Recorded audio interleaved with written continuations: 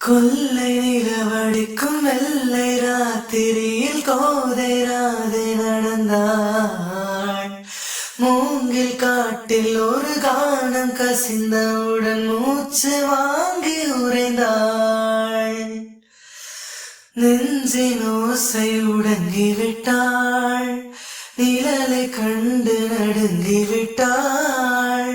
கண்கள் தேடி வந்த மகள் தன்னை தொலைத்து மயங்கிவிட்டாள். தான் இருக்கின்ற இடத்தினில் இருதயம் காணவில்லை. எங்கே எங்கே சொல் சொல். கண்டென்றும் கண்டு அடிக்க கண்ணாவா கண்டுபிடிக்க. ராதை மனதில்